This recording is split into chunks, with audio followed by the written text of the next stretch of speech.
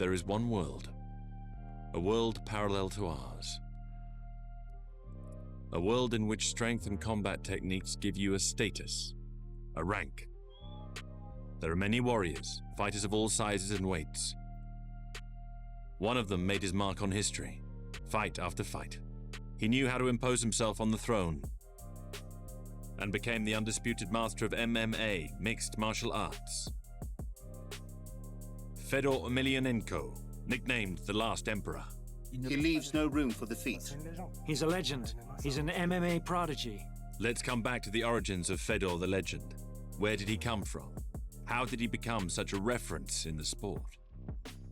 He's very fast for heavyweight. And he never says no. He never stops. Let's retrace his career through his legendary fights. This emperor of the ring has long been regarded as invincible. When he carries the load, he knows he will go right to the end. Yet after 10 years of absolute rule, Fedor just suffered 2 consecutive defeats, bringing his supporters and detractors to debate around one poignant question. Is this the end of Fedor's reign?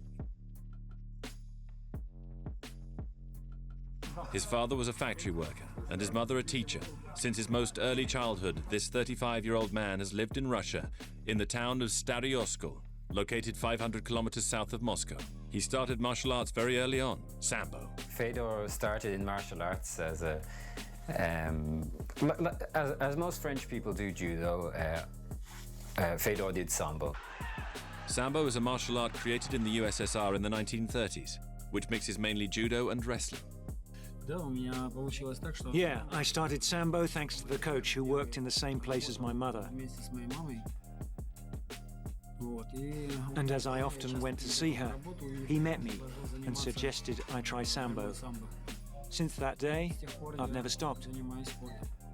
And according to his coach, who is still his coach today, Voronov is the man's name, Fedor was, he wasn't particularly strong and he wasn't particularly explosive, but he was determined. He was a hard worker, and he went in and he learned the techniques, and he was there every day, and he got harder and harder and better and better. My heroes that I tried to emulate by watching and following them were, of course, the legendary Saints Alexander de la Neva, Dmitry Donskoy, Alexandra Peresvet, Fedor Ushakov, and of course our former Russian sports champions, who are our great wrestlers, samboistas and judokas. I also looked at athletes and boxers, and basically I tried to do as well as them. During his military service, he joined a section reserved for athletes, in which he won many awards. His time spent in the army, that's definitely, that helped. One, because in the army is where he did a lot of his competing. He was, I believe he was Army Sambo champion and Army Judo champion. And 2, it creates a certain mentality, it creates toughness. A champion, by definition, will constantly want to push the limits. Fedor Emelianenko is part of that race, but he has one specificity, his outstanding fighting spirit. When it comes to technique and the technicality of every gesture, he's not the most technical fighter. First and foremost, though, I think that mentally, he's a rock. A true champion is someone who overcomes obstacles and achieves his goal. And this doesn't mean fighting, and it just can be in life. Everyone has down times, everyone has rough patches, but it's just how you react to it, What makes Fedor great is his mind.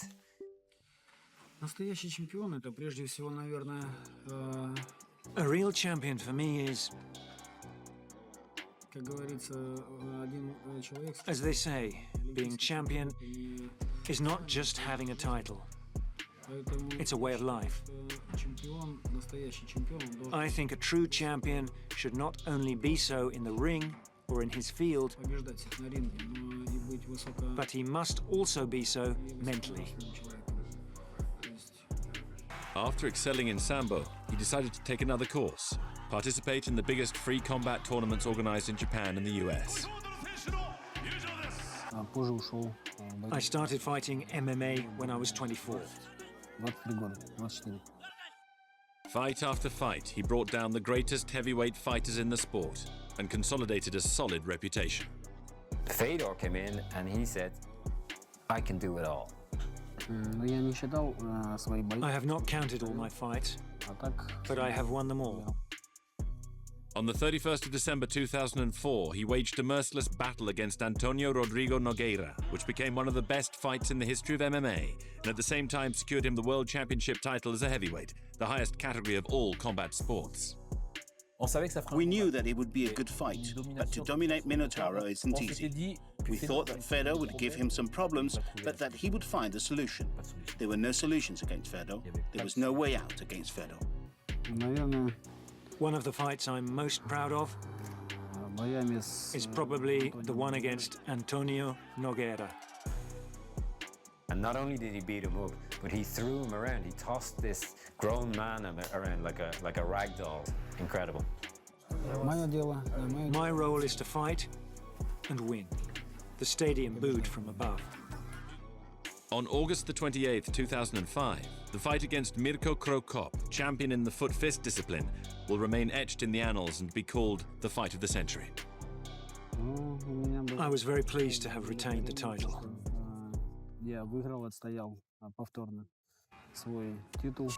I think Fedor studied his opponents, Fedor and Voronov and his trainers in Holland. They studied Krokop and they put together this strategy that's so simple that it's brilliant.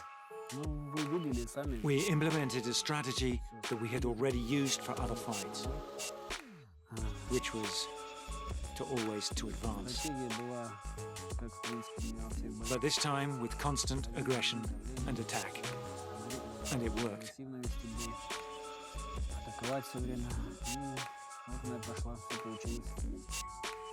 Fedor needed to be phenomenal to win that fight against a monstrous Cro Cop, and he was.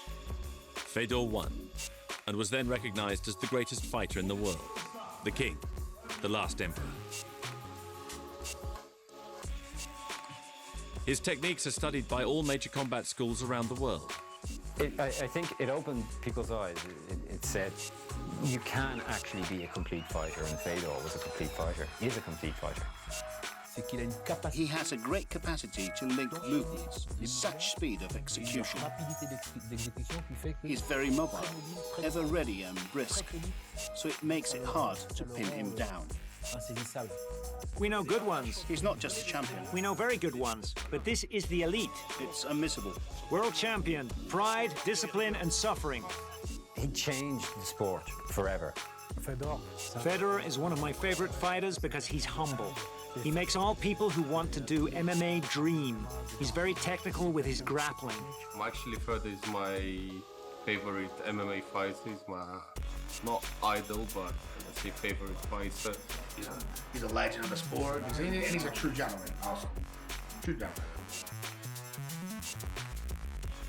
After being invincible for over 10 years, after winning 31 fights, 16 by submission and 9 by knockout, Fedor tasted his first defeat. It's the technical error of someone who's never lost.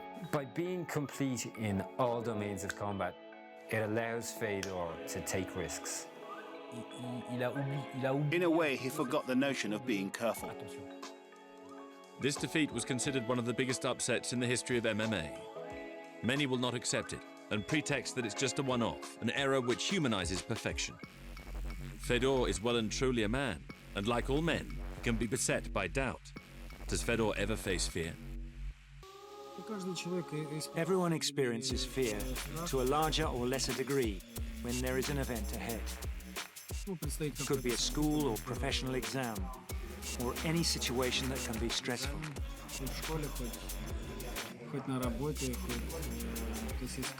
These are not so much fears as they are apprehensions. But I try to brush them away, and with the help of God, I do so easily. Then followed a decisive fight for Fedor, during which he bowed down again without any contest, this time to Antonio Silva. The fight was called by the doctor. The first defeat was just a silly error that can happen to anyone, even to the biggest such as Fedor. The second was not just an error, he was dominated. I lost my last fight.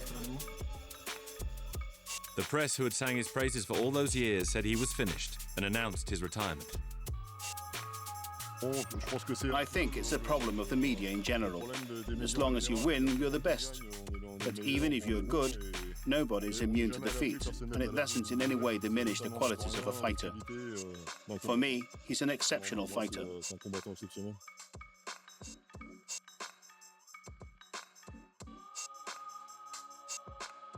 Silent about his future until now, Fedor reappeared in Marseille, in the south of France, to sponsor one of the greatest mixed martial arts tournaments in France, the PFC. In France, MMA is strictly regulated by law. All hits on the ground are prohibited. During this tournament, we noticed that most fighters had progressed by using Fedor's techniques as a reference, thus generating a new wave of fighters who were more complete, tough, and stronger. The intelligence of this sport is also linked to the ability of all its fighters. All the players in this sport learn from what others are doing and what the best are doing. The sport has considerably evolved, and we now see UFC fighters with a staggeringly high level. Do Fedor's training sessions still meet the prerogatives of the current MMA? I've been asked this question many times. The fact that I lost has not changed anything of my training methods. I will continue my own training techniques. The only improvement is a 2-week training course in Holland that we will renew. But as I said, the method is the same. I'm sure at this moment in time he's actually training. He went back to his training sessions. Fedor is a training session beast. But one question remains unanswered. Has the time for retirement sounded?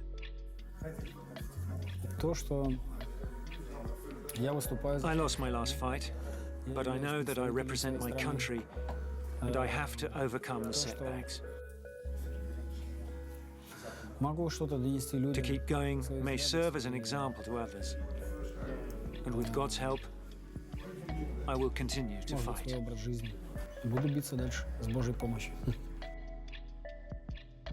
Let's hope Fedor returns to the highest level. Some great athletes have shown that a comeback, even after a triumphant career, is still possible. Lance Armstrong in cycling, Michael Jordan in basketball, Michael Schumacher in Formula One. All these champions have one thing in common. For a time, they all made us believe that the physical laws of man had no control over them. Champions can push these limits to their maximum, but it nevertheless remains certain that these limits do exist. There is one battle that until now nobody has managed to win, the one against time.